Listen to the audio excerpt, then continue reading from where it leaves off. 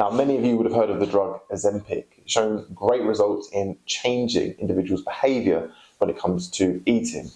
Basically, reducing the sensation of hunger, people feel more satisfied more quickly, so they're less likely to eat as much. I was very anti this to start with. I don't think that we should be looking outside of ourselves for health, until I met with a patient recently. And this client had lost 30 kilos, but she said something very interesting to me. She said that she'd gone without hunger, and now that she was coming off Ozempic, hunger was gradually starting to be reintroduced into her life, and she could start, as it was starting to surge, she could start to build a relationship with her hunger, which is productive and not counterproductive. It would be like the equivalent of having, imagine you're in an abusive relationship and you have the option to get rid of that partner for 3 months, and then very slowly you get to reintroduce them back into your life, but you get to set the terms as to how you're introduced, as to how they're introduced back into your life again.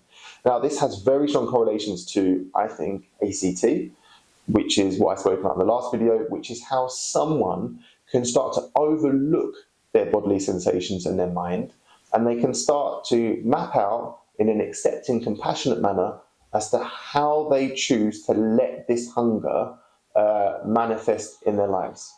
Now, this might be, for example, that as hunger starts to rise, they start to decide what they're going to eat to subdue it. So whether they were in bad habits before, for example, they might raid the cupboards, or they might have an excessive amount of dessert, they start to build much healthier relationships with themselves. For example, they consume more water because they know that subdues the hunger.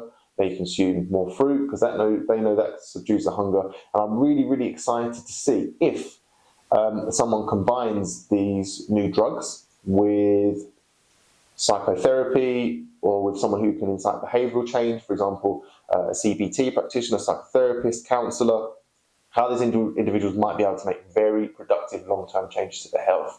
The key thing for me is that hunger has to be reintroduced in a way where the client can establish the chosen relationship with the hunger, rather than this boom and bust, i.e. they lose loads of weight, it's great, and then hunger is reintroduced back into their life, and they have not fortified themselves against the temptation and the ruling that hunger can have over our lives.